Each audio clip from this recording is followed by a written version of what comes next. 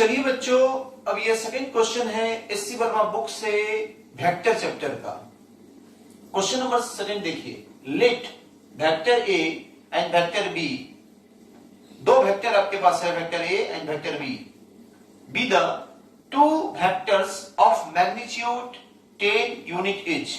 यानी आपके पास जो अभी दो वेक्टर है उन दोनों का मैग्नीट्यूड 10 यूनिट है। यानी mod of vector A is equal to mod of vector B is equal to 10। ठीक है। If they are inclined, अगर वो लोग inclined हैं to the x axis at an angles 30 degree and 60 degree respectively, यानी जो वेक्टर है आपका x एक्सिस से एक 30 डिग्री और एक 60 डिग्री एंगल बना रहा है। ध्यान देंगे, this is what 30 degree and this is what 60 degree, 60। Clear? तो दोनों के बीच जो एंगल है इसको हम लोग थीटा मानते हैं and this theta comes out to be 30 degree. ये वेक्टर ए है आपका, ये वेक्टर बी है। क्लियर?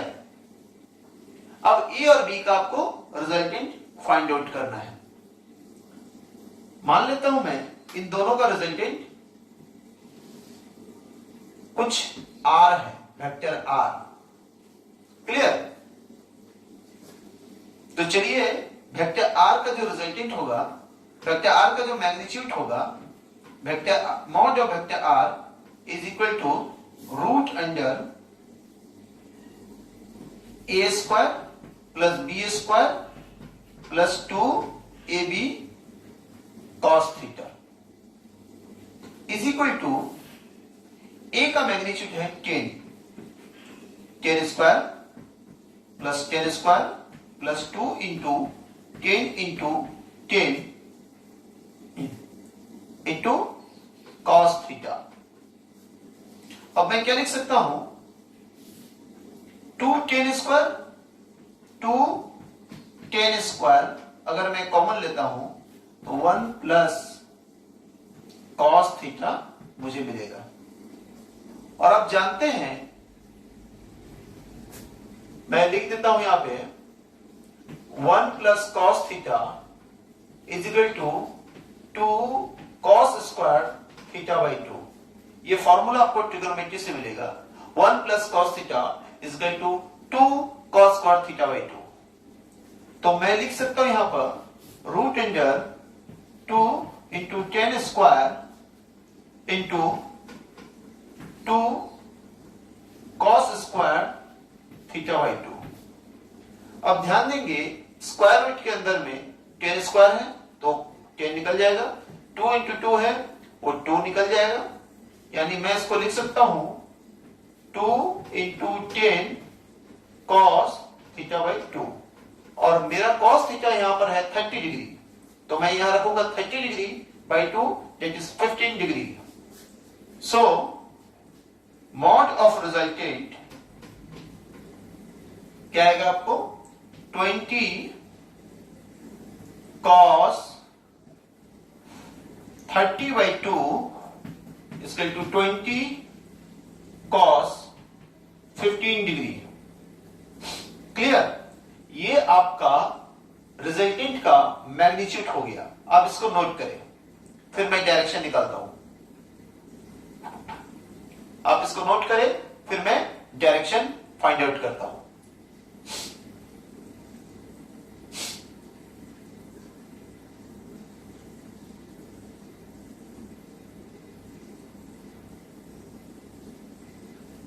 चलिए मैं कुछ पोर्शन वाइप आउट करता हूं।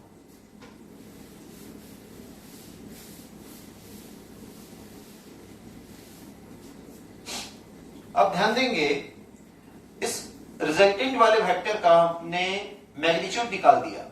अब मुझे इसका डायरेक्शन चाहिए।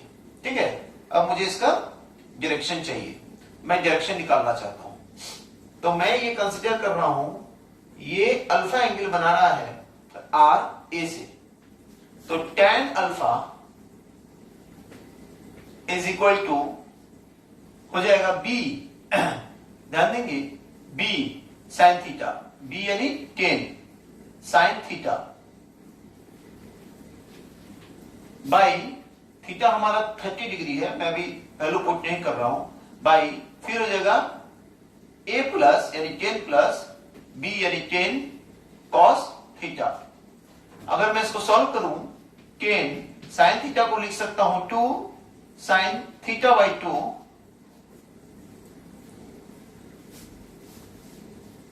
इंटू कॉस थीटा बाई 2, और मैं यहां से 10 कॉमन ले लेता हूं 1 प्लस अगेन कॉस थीटा, और आपको पता है 1 plus cos theta is equal to 2 cos square theta by 2। अब आप ध्यान देंगे 2 इंटू 10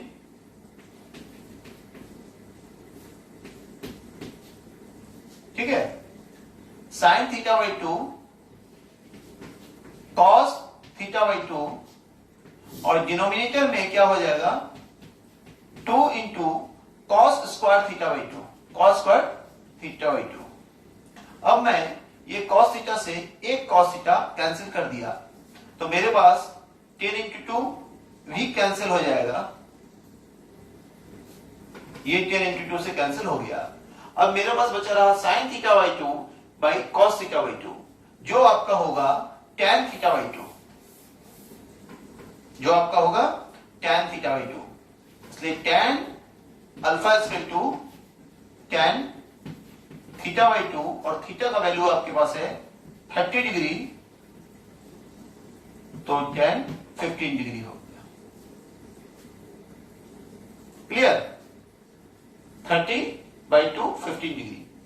अब ध्यान देंगे ये अल्फा इक्वल टू 15 डिग्री है, ये अल्फा इक्वल टू 15 डिग्री है, तो वेक्टर आर एक्स से कितना एंगल बना रहा होगा 30 प्लस 15 यानी 30 प्लस 15 यानी 45 डिग्री।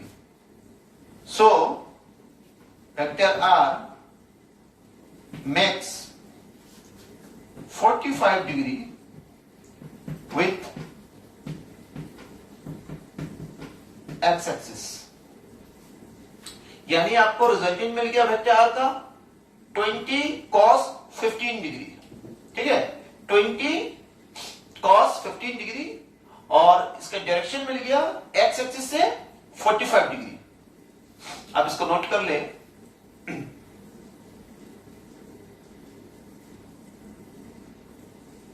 बच्चों आपको इस न्यूमेरिकल से जुड़े हुए अगर कोई भी प्रॉब्लम हो रहे होंगे तो आप कमेंट में लिख सकते हैं, हम लोग जल्दी से जल्दी उसका आंसर करेंगे। चलिए इसके बाद हम लोग नेक्स्ट क्वेश्चन करते हैं।